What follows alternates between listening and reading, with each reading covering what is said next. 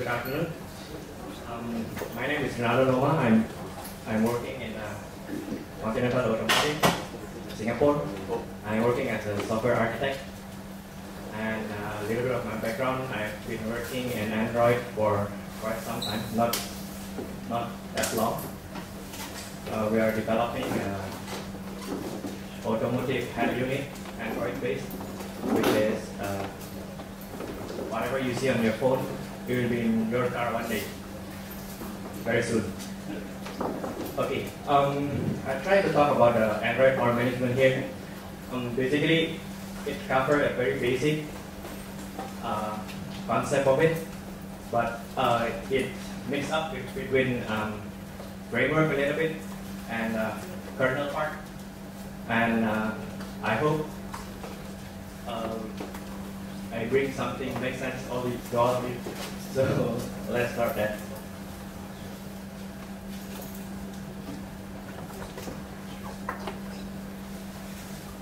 Okay, before I proceed about this, just to get a feel of the audience here, is there anyone working in Android apps? I think there are many, I guess. How about Android porting? Is there anyone working on porting Android on different platforms? Okay, I know you. And specifically, is there anyone working in the Linux kernel before? Okay, not many. Okay. So if you have any doubt or anything, just ask me or stop me, because I don't want it to be very confusing for all of you. So let's start from the concept of Android power management here and Linux power management, followed by the power management design in Android. A little bit about wake clock, how it works, system sleep, and battery service. Okay, Android power management. Basically, the concept was designed for a mobile device. The goal is to prolong your battery life, nothing else. So, it is built on top of Linux power management. In Linux, there is already a framework for the power management as a standard, but it doesn't really fit for a mobile device. So, Android designed the power management in a way that it can accommodate a device that has a default off behavior. What does it mean? Your phone is not supposed to be on when you don't need it. Am I right? So only when you request it to run, then you need it to be on. So as long as you don't use anything on the phone, it is better to be off. So that's what is this power management is designed. Unlike in your PC, for example, where Linux is run on your PC basically, the PC is basically something that you always turn on when you want to use. And it's always on. And when you want it to be off, you purposely make it off. So it's a reverse effect of this. This is the concept behind of Android power management. So let's take a look a little bit about this Linux power management. In the Linux, there are at least 3 standard power states. First state is standby. Standby means it will bring your device to a minimal power saving. It will reduce a little bit consumption of the power, but the requirement is your device must be wake up within 1 or 2 seconds. In your PC, normally it's just a standby, like turning off your monitor and something like that. But it doesn't really turn off or your other devices. And the next stage is suspend to RAM. This is normally a little bit significant power settings where you turn off all your peripherals and bring the system down, but still keep your memory alive. So next time you can still wake up with the latest state where you were at the last point. And the last state is disk. this is basically commonly known as Hibernate, where you save all your RAM states in the hard drive and you completely power off your system. It's normally in a PC. So with this one, basically you power off everything, so you will have the greatest power saving that you can get. And waking up from this state, I mean turning on of this state, it will take, it depends actually, there's no specific timing for this because it depends on what are the devices you are using. So the guideline is about 30 seconds, but this is something not fixed. So based on these three states, Android only use the second one by default. I mean, if you get any Android code, you will see this. Okay, how do you see the power states available on your Android device? So if you go to the root file system of your Android device, basically it's a Linux root file system, you can go to this path /c/power/states. Then if you read that state, you will see what are the power states supported. Normally, it will show you MEM by default. Unfortunately, this can only be done if you have a root access to your device. For those who have a rooted device, you can check this out. So this is how you can do it. You just get your sys power states. It will show you MEM or disk or something. Then you can go to that power state forcefully on your phone by writing something to that file. For example, you echo MEM to sys power states. So it will bring the device to standby mode forcefully. But it is not recommended because you will see later behind. Okay, there are last two basically API in the power management in Linux for you to shut down or reboot your system. So this is a system call to a Linux kernel reboot command. So there are two parameters, power off or auto boot. This is not really a power management thing, it's just an API for you to shut down your device. Okay, now we're going to see the power management design. So the design of the Android basically is just a wrapper on top of the Linux power management. So it's nothing much, it's more like adapting it to suit your needs for a mobile device. So on top of the standard Linux power management that I've shown before, those power states, they added also on state. Then these two are new things that is added. One is the early suspend framework, which is not natively available in the Linux kernel, and the partial wait lock mechanism. So this is newly introduced in Android.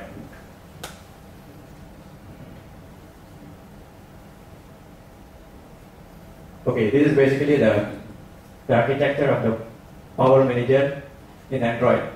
So when you develop an application, normally you will have an instance of power manager if you want to do some wait lock.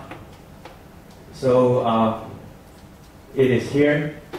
This is where the application sees all the APIs. For example, here you have a wake lock acquire API, wake lock release, go to sleep API, and so on. Those needed for managing your power. But below, you will see there are a lot of things involved. So basically, the power manager will talk to the power manager service through binder, and then it will again talk to the power Java. This will bridge to the JNI, and on JNI it will bridge another one to another library called power.c, which will interface with your Linux kernel eventually. So this coloring is following the standard Android coloring, where green is native, Java is blue, kernel is red. So I will go a little bit one flow of wait lock. So anybody will use wait lock here before to develop your application? Okay. May I know what do you use it for? To keep the screen on. What wait lock do you use? What wait lock do you use? Full one. Full wait lock. Okay. Okay. So let's skip a little bit here. We go to the wait lock. Okay, there are a few wait lock. What is a wait lock? As mentioned before, right, the device is supposed to be off by default. So only when you requested it to be on, you take a wait lock. So your application, when taking a wait lock, it is a request to the CPU to, okay, please don't put it to off. So when you take the wait lock, you lock the CPU, you get the resources.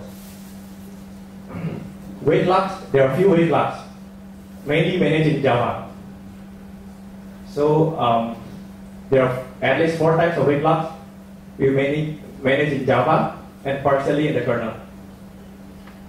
There are partial wait lock, there are screen dim wait lock, screen bright wait lock, and full wait lock. Okay, the difference between this is full wait lock, your device will be fully on, including your wait light and your screen. Screen bright wait lock, only the screen is on, but your keyboard will be off. For example, the backlight of keyboard. Screen dim is just the screen, but not the backlight. Partial wait lock, this is very special. When you take a partial wait lock in your application, you don't see anything on your screen. The system can be brought to suspended state, but the CPU is still running. So this must be used very carefully.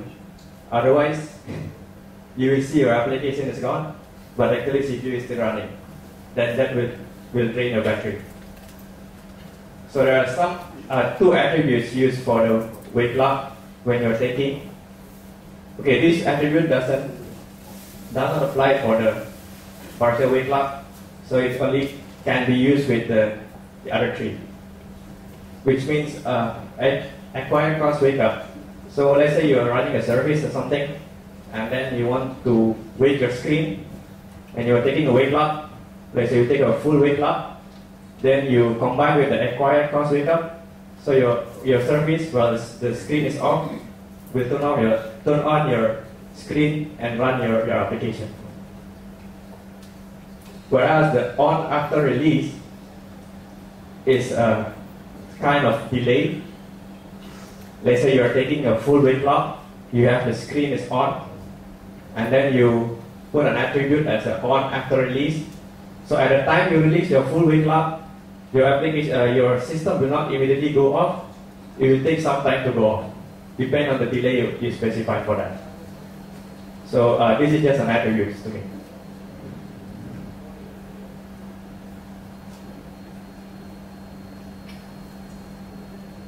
Okay, in the kernel itself, there is a wait lock. It is you can take this wait lock from an application, Android application, but you can take within the kernel itself. Or you can even take this from a native application. The purpose is, the behavior of this kernel wait lock is basically a partial wait lock behavior, where you just take a result from the CPU, but not your screen or something like that.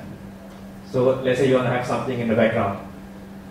So you can still take from native through the power.c interface, or even you can take this from internally within the kernel if you have a driver that needs the CPU resources.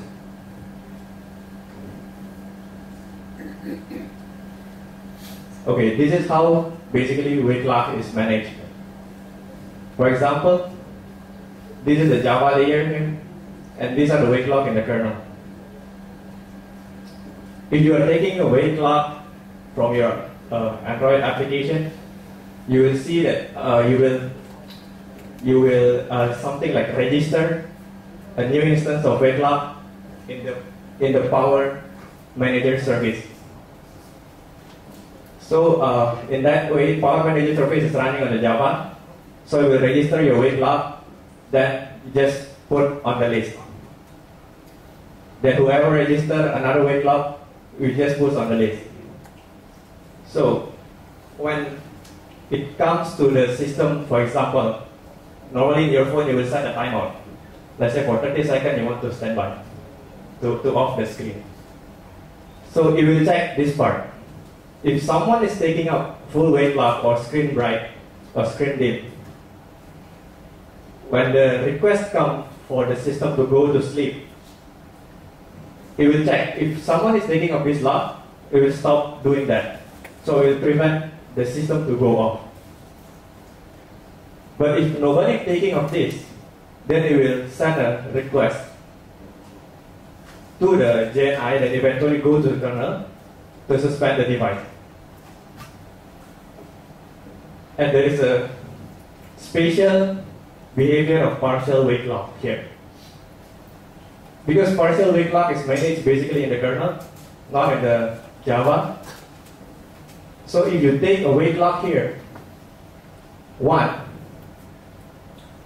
internally in the kernel it will take 1 partial wait lock. So all of this wait lock here will be protected by 1 wait lock in the kernel. What is it used for? For example, if someone is taking partial wait lock on the Java side, when the system tries to go to sleep, the Android will ask the kernel to go to sleep. But at the kernel level, it will check. If someone is taking any partial wait lock, it will not suspend the CPU. So your kernel is still running, your CPU is still running, but it could be running in low power mode, or let's say reduced frequency speed for running your background apps, or even your CPU can be in a wait state if you are running some other codecs. A good example here, if someone is taking a wait lock in the kernel, is normally audio playback. For example, when you're playing something, media audio, this audio handler, which is one example is ALSA driver, will take a wait lock in the kernel. So whenever you turn off your device, you can still hear your song, because the kernel never suspends fully the audio processing. But normally the audio processing is done by audio codec, so your CPU may be in a wait state and processing in the audio codec. So it doesn't really use much of your CPU, but it's running on the codec, and the codec is never suspended.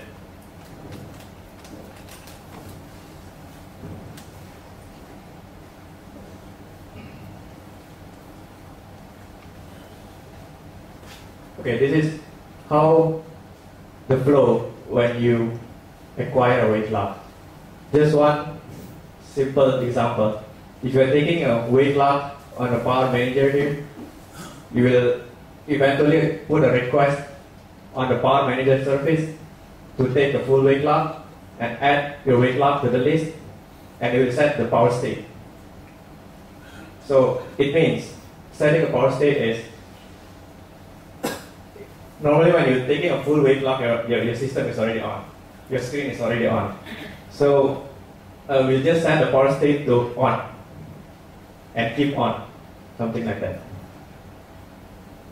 This is the case when you're taking a partial wait lock.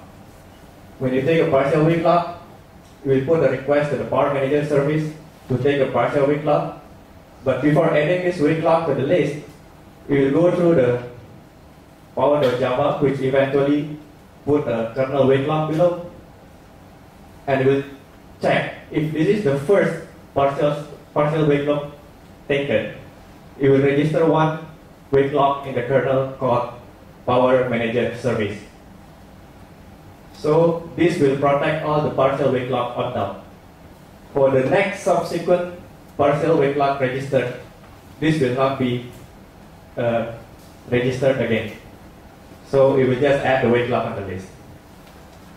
So we will see on the other side when you are releasing. So for releasing a full wait lock, it's kind of straightforward. You put a request Then you remove the full wake lock from the list, and then set the power state. If this is the last full wake lock taken and released, so it will bring your device to standby. It might bring your device to standby.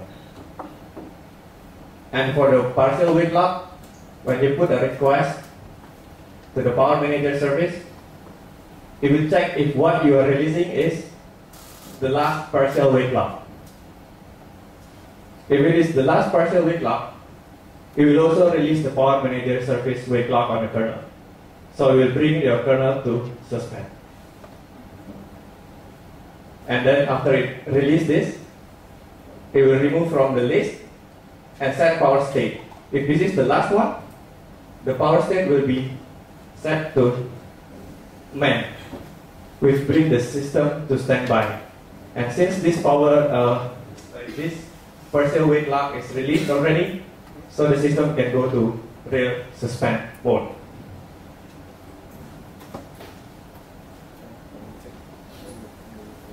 Okay, here is a little bit how the system sleep requested.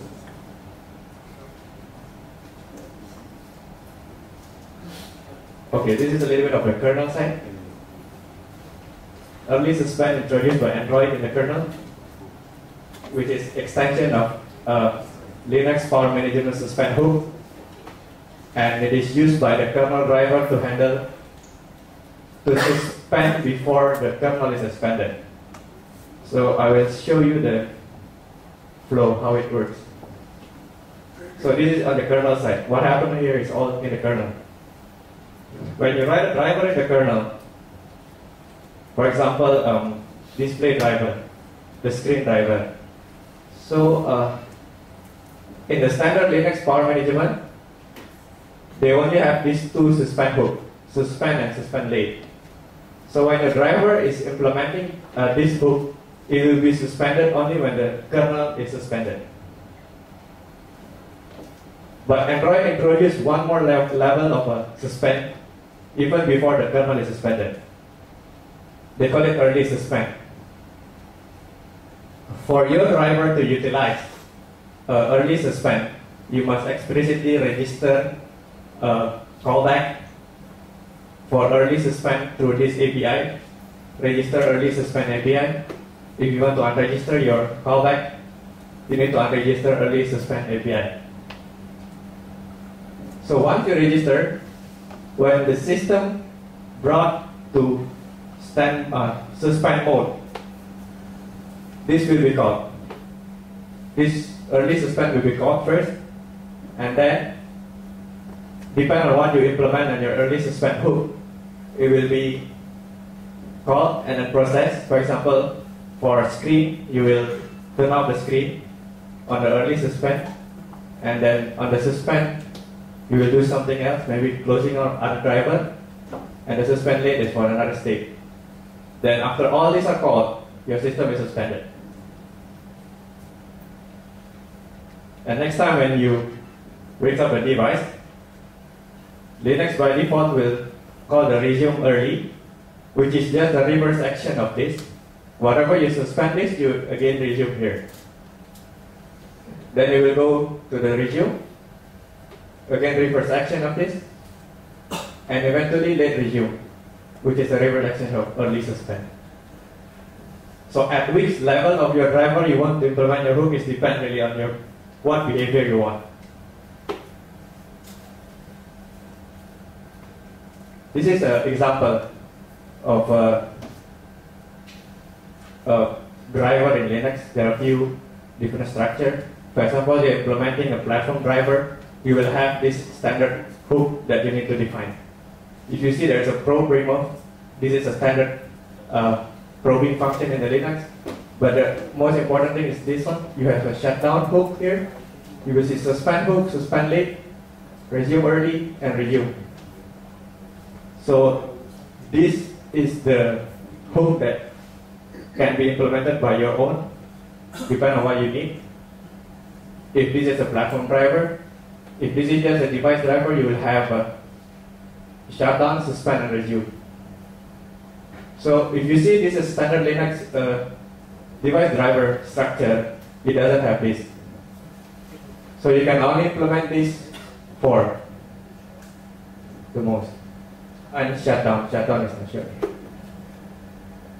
So shutdown is a little bit different. And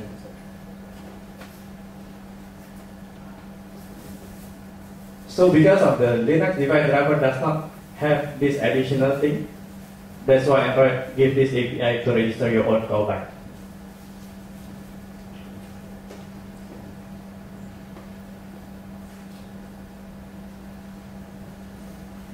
Okay, this is one interesting API actually. When you want to bring your device to sleep, like when you press the power button on your phone. So what happens when you press the power button, actually, you will call this function, go to sleep, inside the Power Manager service. On the API is in the Power Manager, go to sleep, and then this is a flow. What happens when you press your power key on your phone, you will call this go to sleep. This go to sleep will force release all the wake lock. As again, come back to the concept itself. When you need the CPU, you take a lock, wake lock. And the other way applies, which is when you release all wake locks, the system goes to sleep. So this is what go to sleep function is doing. When you call it go to sleep, it will force release all the wake locks. And by force releasing all the wake locks, the power state will be set to off. When the power state is set to off, in the JNI bridge, there is a function called set screen state. I feel this API is a little bit misleading because they are talking about screen state, but in actually suspending the CPU. So, but that's how they define the API name. So eventually when you set power state to off, set screen state will be set to off. Set screen, in fact, it's not off. In the actual API is true or false.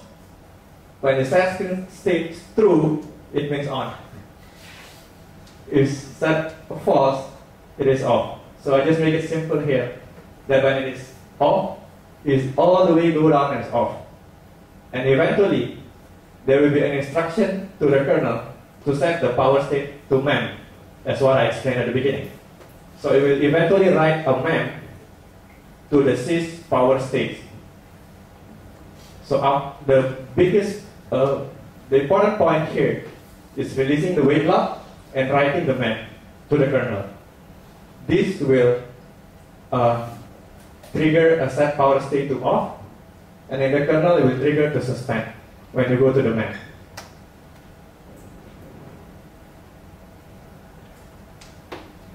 Okay, we go to the last point of this.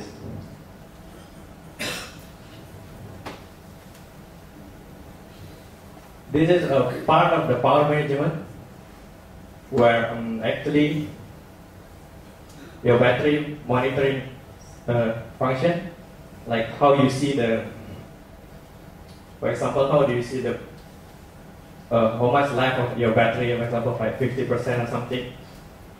There's something monitoring this value called a battery surface in Android, but how it gets the information. So basically, all hardware related in your device is abstracted by the kernel. So there will be a driver in the kernel, which is basically platform specific. It is, you can write anything here. Well, it reads, for example, your ADC or read some I2C message or anything. Basically, you get an information of your battery, the voltage level, battery types, manufacturer or something. There are a few fields that you can retrieve. Then how we inform that to Android? So your battery monitor driver will register to a power supply class in the Linux kernel. This is a standard class in the Linux kernel for a mobile device, not mobile device, I mean like laptop battery based devices. So normally they will use this power supply class. it already defines all the field that you need to fill in, like the battery percentage, battery type, manufacturer, and so on. So once you register that one, how you identify the Android is going through the U event. What is this U event? This is kind of interesting. In your Linux system, for example, when you plug in USB stick, it will detect as a USB stick, right? And it will, for example, mount the USB on one of your directory or something like that. That notification is also using the U event.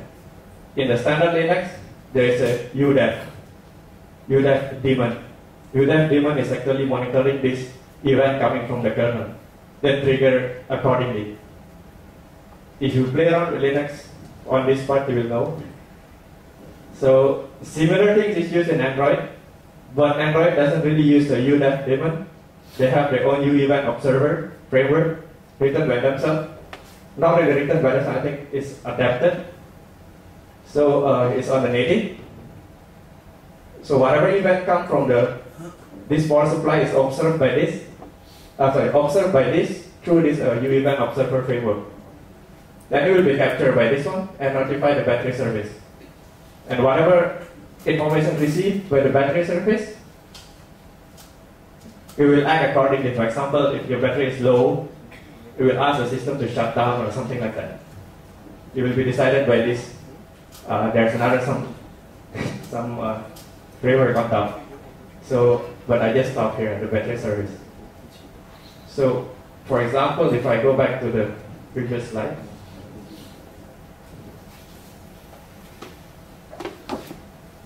So this is not updated.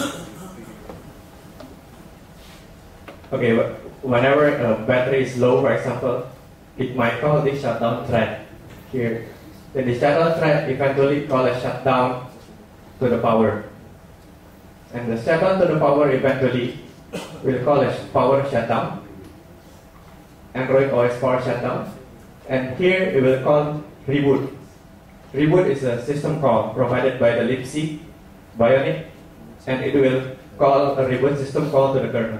Then the kernel will be depend on the parameter actually. Shutdown is reboot power off. So the system will be powered off. Okay, basically that's all about the battery service.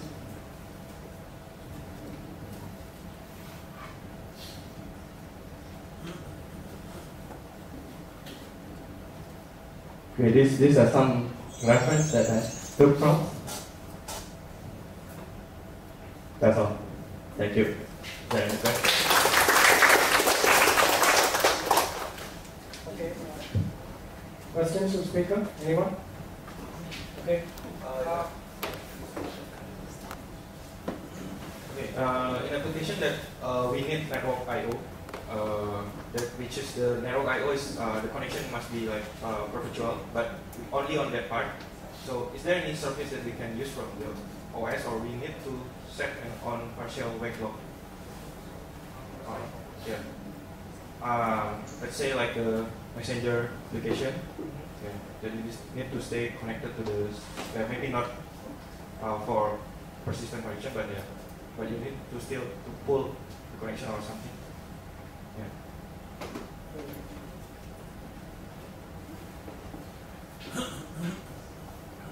Okay, I address the first question first. So you're talking about the network, I mean the cellular network? Yeah, through Wi-Fi or through 3G network. Okay, basically what you can do is,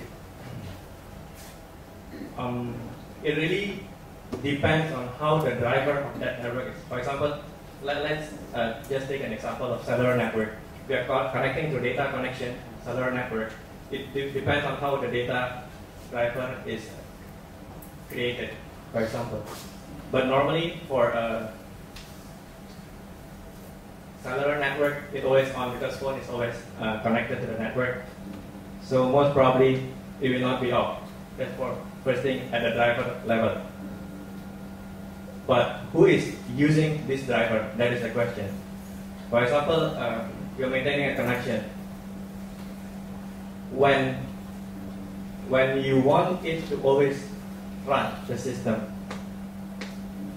but you don't want your application to be on the screen, right? You want it to be background, right? Most probably you can take a partial wait lock. So when you take a partial wait lock, it will hold the CPU to run, but be careful because it will drain your battery. So is there any service from the OS itself, so you can like register this? From the application, you cannot really directly interact with the very low level. That's what I've seen. So what there are a few methods, but what I think of is either you periodically wake up instead of holding the lock for a long time. So you can set the timer. Yes, something like that. Yeah.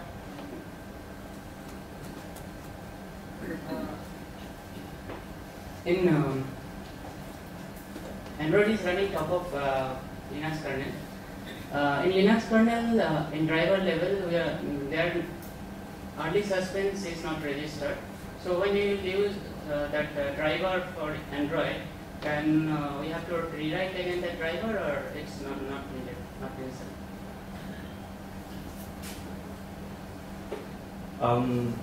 What I say is, if you satisfied that your driver is suspended when the kernel is suspended, you don't need to write the driver again. But if you only want the driver to be suspended before the kernel, okay, we can set a break here.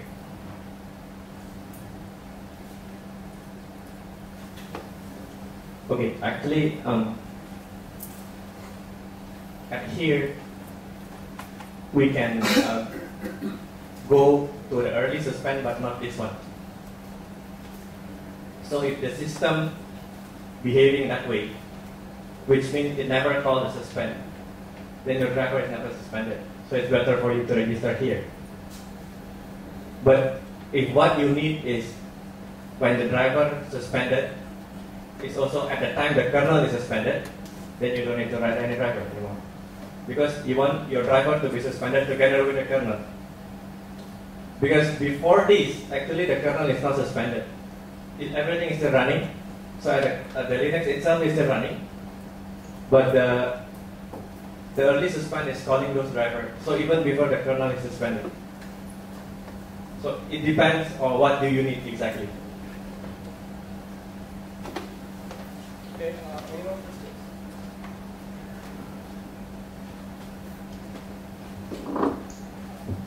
In your next slide to this early scan, you talk about system state. You mentioned two terms, UID and PID. I have no idea what they about the verification process. To explain what they mean. Okay, yeah. This is a very tricky part of this API. Basically, go to sleep is not possible to be called by just anyone. Android apps basically cannot call this. So that's what I'm saying. If you try to create an instance of Power Manager in your apps and you try to call this API, you will say something like permission is not granted or something like that. So what happens is actually inside this go to sleep function, we will check who is calling. So how it verified is the one who can call this one first, it must have this device power permission. Though you can have this device power permission in your manifest, it's not enough. The next thing it will check is if that process who called is a system process. So how it finds it is a system process is also check the UID and the PID of the process. So only specific process can call that. So that's how it verifies whether the permission is granted or not. Okay. And in the beginning, when you talk about the three status about standby and save to memory and save to disk, is it also something that we can only do programmatically rather than that we have application and we can really implement it? I mean, when we're I have the Nexus phone, the Android phone, when I press the power button to stand it by, is it specified to a certain stage of these three stages? Are they very related to the one that we can see from I'll bring you to this slide. It's better. So let me repeat the question. If you press your power button, you're saying whether it goes to that process? I mean, when I press that, is it in a certain stage of either standby or okay. memory? Or Android only have two. okay. It's either on or man. Yeah, that's. So if you see everything is on. When you press the power button and it goes to basically screen off, it could possibly on man. It depends on whether there is a partial wake lock or not. Okay. So when you press, okay, if you see here, we press the power button once, I mean not a long press, it will call this go to sleep.